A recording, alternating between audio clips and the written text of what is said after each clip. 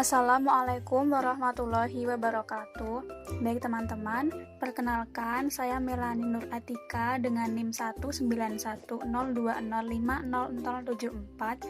Jadi video presentasi ini saya buat untuk memenuhi tugas pengganti UAS mata kuliah Metode Intervensi Individu dan Keluarga yang diampu oleh Bapak Idan Ramdhani MA. Jadi kali ini saya akan menjelaskan tentang kerangka praktek pekerjaan sosial dengan individu. Nah, seperti apa penjelasannya? Mari kita simak ya. Oke, untuk yang pertama, sebelum kita masuk ke kerangka praktek pekerjaan sosial dengan individu, apa sih intervensi individu itu? Nah, jadi intervensi itu merupakan perubahan yang terencana. Jadi intervensi ini adalah usaha atau langkah dalam melakukan perubahan terhadap sesuatu yang direncanakan. Maka intervensi individu dapat diartikan sebagai upaya mengubah, memperbaiki, dan meningkatkan keberfungsian sosial individu agar individu dan keluarga itu dapat berperan baik sesuai dengan tugas sosial dan individu mereka. Nah, contohnya itu kan ketika ada korban bullying itu kan mereka kan tidak mampu bersosialisasi dengan masyarakat sekitarnya. Jadi mereka itu kurang berinteraksi, kemudian lebih murung di rumah seperti itu. Maka mereka harus dibantu untuk bisa kembali berinteraksi dan bersosialisasi dengan masyarakat. Nah, kemudian intervensi individu dalam praktek pekerjaan sosial itu merupakan keterlibatan dan peran pekerja sosial dalam menyelesaikan masalah individu. Jadi di sini pekerja sosial itu masuk ke dalam permasalahan yang dialami individu, kemudian melakukan asesmen atau menggali masalah klien, mengidentifikasi permasalahannya, dan kemudian juga berusaha untuk membantu individu keluar dan menyelesaikan masalahnya dengan metode yang mereka gunakan. Nah, kemudian selain itu, intervensi di level individu ini juga merupakan upaya untuk mengatasi masalah individu karena ketidakmampuan memenuhi tuntutan lingkungannya. Masalah individu ini biasanya berkenaan dengan masalah psikologis seperti stres dan depresi, kemudian hambatan relasi, penyesuaian diri, kurang percaya diri, dan masih banyak lagi. Yang kedua, kita langsung masuk ke kerangka praktek pekerjaan sosial dengan individu. Jadi kerangka ini tuh sebagai acuan apa saja yang dibutuhkan ketika praktek di lapangan. Atau dalam arti lain, kerangka ini berupa komponen-komponen yang memungkinkan intervensi pekerjaan sosial. Dalam kerangka praktek pekerjaan sosial dengan individu di lapangan ini terdapat beberapa komponen-komponen yang terdiri dari klien, pekerja sosial, badan sosial, tim staf pertolongan, sistem intervensi, dan juga situasi pertolongan. Klien ini merupakan seseorang yang memiliki suatu masalah dan tentu dia itu membutuhkan bantuan untuk keluar dari masalahnya. Kemudian pekerja sosial itu merupakan orang yang memiliki kewenangan dan keahlian dalam menyelenggarakan pelayanan sosial. Pekerja sosial ini adalah profesi yang di dalamnya membantu orang-orang mencegah dan menyelesaikan masalahnya, serta meningkatkan dan memperbaiki keberfungsian sosial dengan menggunakan metode pekerjaan sosial. Nah, kemudian yang ketiga, badan sosial. Dari secara sederhana, badan sosial inilah yang menaungi pekerjaan sosial itu. Badan sosial ini menyelenggarakan pelayanan sosial untuk masyarakat yang membutuhkan, di mana yang berperan melakukan pertolongan itu adalah pekerja sosial tadi. Nah, kemudian yang keempat ada tim staf pertolongan, kemudian ada sistem intervensi, di mana sistem intervensi ini merupakan komponen-komponen termasuk metode untuk mencapai tujuan dari intervensi tersebut. Nah, dan yang terakhir itu ada situasi pertolongan.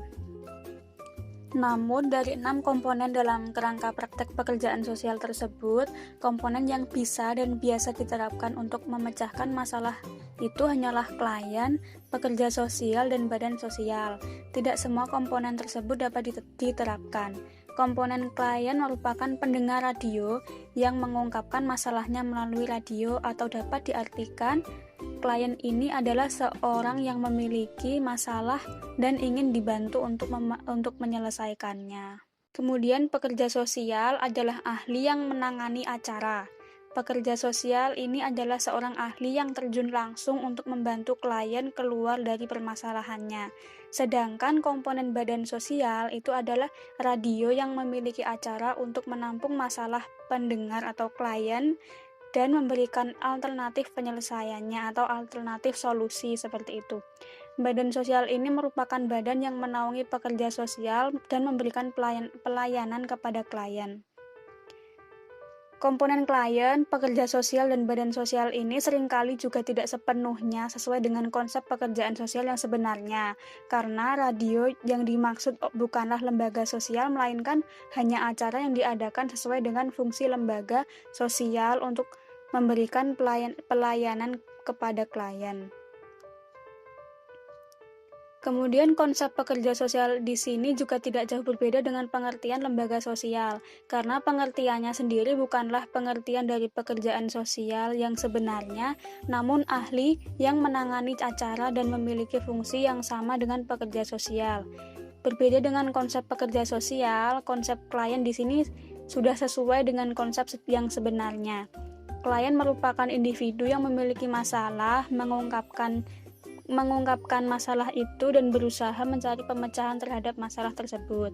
Jadi, konsep dari beberapa komponen dalam praktek pekerjaan sosial itu tidak selalu sama dengan pengertian yang sebenarnya, melainkan peran dan fungsinya saja yang sama. Karena yang paling penting itu adalah bagaimana Peksos atau seorang yang ahli ini dapat menyelesaikan permasalahan yang dihadapi oleh seorang klien. Nah, selanjutnya, selain dari 6 komponen yang disebutkan dalam kerangka praktek pekerjaan sosial tadi, ada 3 unsur penting bagi pekerja sosial dalam praktek pekerjaan sosial, termasuk dalam melaksanakan intervensi, yaitu ada body of knowledge, ada body of skill, kemudian juga ada body of value. Untuk yang pertama itu ada body of knowledge atau pengetahuan pekerjaan sosial. Di sini ada individu, group, family, organization, community, society, dan juga kultur atau budaya. Jadi Peksos di sini perlu mengetahui bagaimana dinamika yang terjadi dari individu hingga budayanya tersebut. Pengetahuan yang diperlukan oleh pekerjaan sosial dalam prakteknya ini merupakan pengetahuan dari berbagai disiplin ilmu seperti ilmu sosiologi, psikologi, dan lain-lain yang kemudian diramu, dikembangkan melalui praktik dan penelitian hingga memiliki ciri khas dan menunjukkan identitas ilmu kesejahteraan sosial. Pola pengelompokan pengetahuan dalam pekerjaan sosial itu dikemukakan oleh Charles Zastrow menjadi 4 pola pengetahuan ada 4 pengetahuan yang penting. Di sini ada pengetahuan pekerjaan sosial yang umum. Di sini mencakup pola pelayanan dan kebijakan sosial, jenis tingkah laku manusia dan lingkungan sosialnya, serta bentuk metode praktik pekerjaan sosial. Kemudian yang kedua, pengetahuan tentang bidang praktik tertentu. Kemudian ada juga pengetahuan tentang badan-badan sosial tertentu, dan yang terakhir adalah pengetahuan tentang klien. Kemudian unsur yang kedua atau kerangka intervensi yang kedua itu ada body of skill atau keterampilan pekerjaan sosial. Keterampilan dalam pekerjaan sosial ini mencakup metode, strategi, taktik, teknik atau teknologi, dan juga rules atau aturan. Nah, selain dari 5 komponen keterampilan tadi, ada 4 keterampilan yang secara mendasar merupakan kemampuan kompetensi pekerjaan sosial yang harus dimiliki oleh para pekerja sosial profesional dan praktisi. Di antaranya adalah yang pertama, keterampilan komunikasi. Ini bertujuan untuk kegiatan observasi, wawancara, mendengarkan, dan lain-lain. Kemudian yang kedua ada keterampilan menjalin dan mengendalikan relasi, yang mencakup hal-hal seperti membentuk kontrak, membina kerjasama, memberikan dukungan dan semangat, negosiasi, dan lain-lain. Nah, kemudian yang ketiga ini ada keterampilan intervensi, keterampilan yang mencakup penguasaan pada brokering, mediasi, advokasi, konseling, dan juga terapi. Kemudian keterampilan yang terakhir adalah keterampilan administrasi dan manajemen pelayanan sosial, yang di sini mencakup sektor-sektor timing, perencanaan pelayanan, parsialisasi, membuat dan menyusun catatan kasus, menyusun laporan, evaluasi, dan masih ada banyak lagi. Kemudian selanjutnya untuk unsur yang ketiga ada body of value atau nilai-nilai pekerjaan sosial. nilai-nilai dalam pekerjaan sosial yang diperlukan dalam prakteknya ini adalah kode etik, kemudian ada basic values atau nilai dasar, dan yang terakhir prinsipal atau prinsip. Kerangka nilai dalam pekerjaan sosial ini meliputi aspek nilai-nilai, asas-asas, prinsip, standar perilaku yang sesuai dengan nilai-nilai leluhur, nilai, dan norma sosial budaya serta pola masyarakat di mana pekerjaan sosial itu dilakukan. Sehingga ketika pekerja sosial itu bertugas atau melakukan prakteknya, dia tidak boleh hanya memperhatikan dan mementingkan nilai dan norma yang ia terapkan. Namun dia juga harus menyesuaikan diri, menyesuaikan nilai, norma, dan budaya yang berlaku di tempat dia melakukan pekerjaan sosialnya. Kerangka nilai ini berfungsi sebagai pedoman yang akan mengarahkan dan membimbing sikap dan perilaku pekerja sosial yang berhubungan dengan klien, lembaga tempat ia bekerja, dengan rekan kerja, serta hubungannya dengan masyarakat luas. Selain itu, kerangka nilai ini juga berfungsi sebagai filter di dalam upaya mengadopsi maupun mengembangkan aspek-aspek ilmu pengetahuan yang tidak sesuai dengan nilai-nilai yang berlaku di tempat pekerjaan sosial itu dilakukan. Kemudian kerangka nilai ini dalam pekerjaan sosial dibagi menjadi 3 sistem nilai. Yang pertama ada nilai tentang konsepsi manusia yang mencakup hak dan kesempatan yang sama setiap manusia, kemampuan dan dorongan untuk berubah, tanggung jawab terhadap diri sendiri dan orang lain, perlunya pengakuan dari orang lain, kemudian setiap orang memiliki kebutuhan dan prinsip yang unik.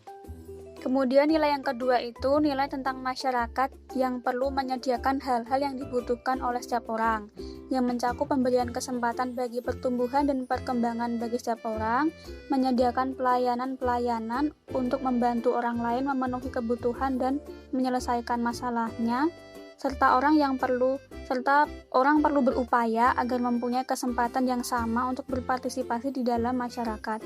Kemudian nilai yang terakhir atau yang ketiga itu nilai yang berkaitan dengan interaksi antar manusia, di mana nilai ini mencakup kepercayaan pekerja sosial bahwa orang yang memiliki masalah itu perlu dibantu. Peksos percaya bahwa dalam usaha memecahkan masalah klien perlu respek dan perlu diberi kesempatan untuk menentukan nasibnya sendiri. Serta pekerja sosial juga perlu mengingatkan klien untuk membangun interaksi dengan orang lain. Nah, untuk yang terakhir ini ada tahapan intervensi individu. Pada tahap intervensi mikro atau level individu, semua terapi individu menjadi metode yang paling utama, seperti konseling, pelatihan good parenting atau yang di sini adalah proses yang membawa hasil akhir, melindungi dan membimbing menuju kehidupan baru, menyediakan sumber daya dasar, cinta, perhatian, dan nilai. Kemudian ada juga terapi lingkungan sosial dan juga ada layanan brokering atau layanan yang menghubungkan klien dengan sistem sumber yang dibutuhkan. Nah, di samping itu, manajemen kasus juga perlu diperhatikan, karena manajemen kasus ini berupaya menjamin orang yang mempunyai masalah akan memperoleh semua pelayanan yang dibutuhkan secara cepat dan juga tepat. Oke, demikian presentasi atau penjelasan saya mengenai kerangka praktek pekerjaan sosial dengan individu. Semoga bermanfaat buat teman-teman semua dan terima kasih. Wassalamualaikum warahmatullahi wabarakatuh.